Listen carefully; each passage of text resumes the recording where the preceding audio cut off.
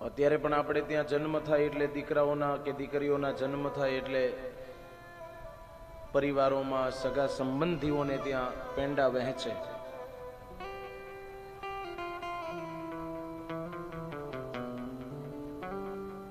દર વર્ષે બર્થડે આવે એટલે ઉજવે.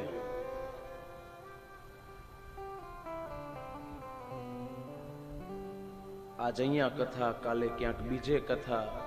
આમ જુઓ ને તો તમે રોજ કૃષ્ણ પ્રાગટ્ય થાય છે.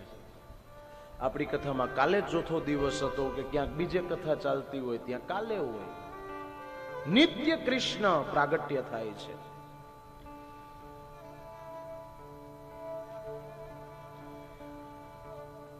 આપણે બર્થડે ઉજવીએ છીએ તો કેક કાપીએ છીએ.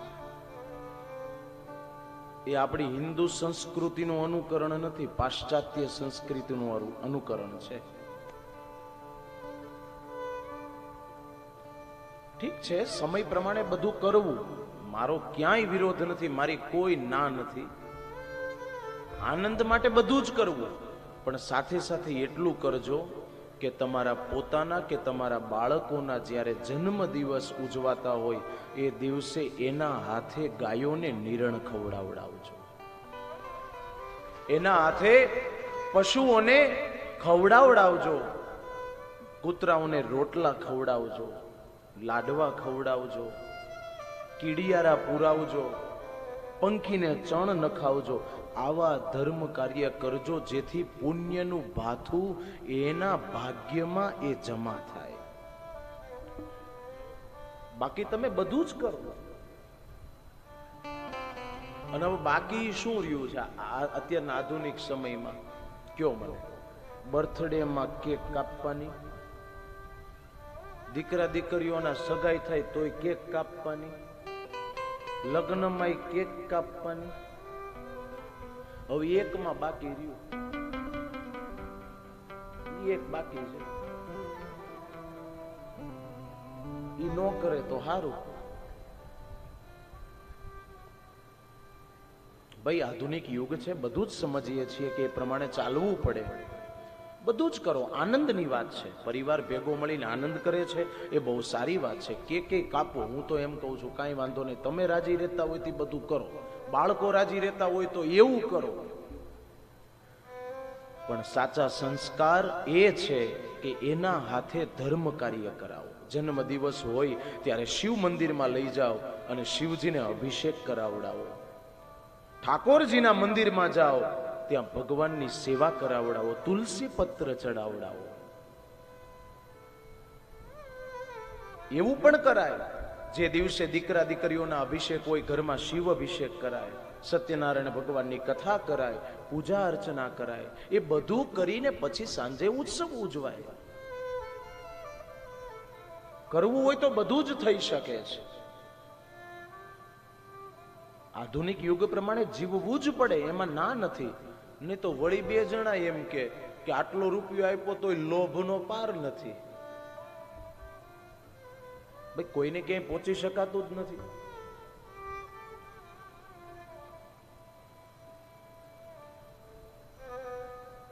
હકીકત તો એ છે કે જ્યારે મનુષ્ય જન્મ દિવસ ઉજવે છે તો એ રાજીપો શેનો છે?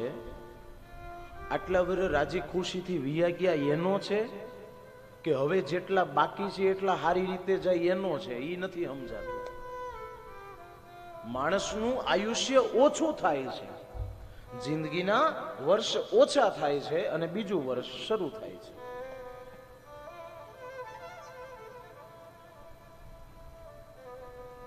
પણ ધર્મ કાર્ય કરો.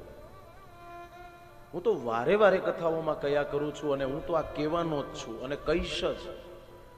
કોઈને ગમે કે ન ગમે, જો કે આ ન ગમવા જેવી વાત જ નથી, પણ ક્યારેક કદાચ કોઈને એવી મનમાં ભ્રાંતિ થાય કે આવું દરેક કથાઓમાં કેમ કહે છે, પણ તો હું કહીશ કે મારા ગુરુદેવ ભગવાને એ શીખવ્યું છે કે તમે કથા કરો, ધર્મ કાર્ય કરો, પણ દુનિયાને ધર્મના માર્ગે વાળો. જીવોને ધર્મ કાર્ય કરતા શીખવો. ધન્ય છે આ પરિવારને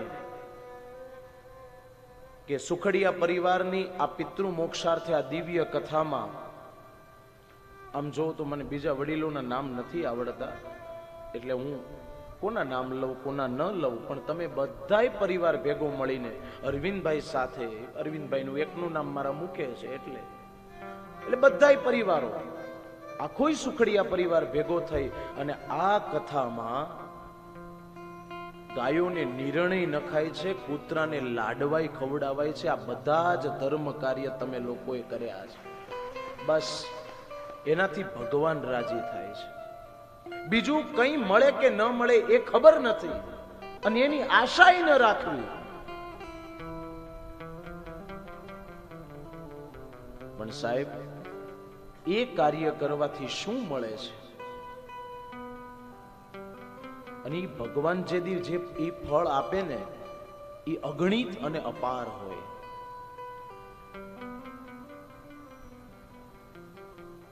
આજ ભાદરવા અમારા સતના દરબારમાં ચેહર જોગણી માતાજીના મઢેમાં કામધેનુ ગૌશાળામાં એકાદશી હોય, પૂર્ણિમા હોય, અમાવસ્યા હોય, અષ્ટમી હોય કે સારા તિથિ તહેવાર હોય, ત્યારે કોઈ ફ્રૂટ બાકી ન હોય, કોઈ શાકભાજી બાકી ન હોય અને કોઈ ડ્રાય ફ્રૂટ પણ એવું હોય કે ગુરુજીનો આદેશ થાય એટલે ડ્રાય ફ્રૂટે ગાય માતાઓને ખવડાવવામાં આવે. તમે વિચાર કરો,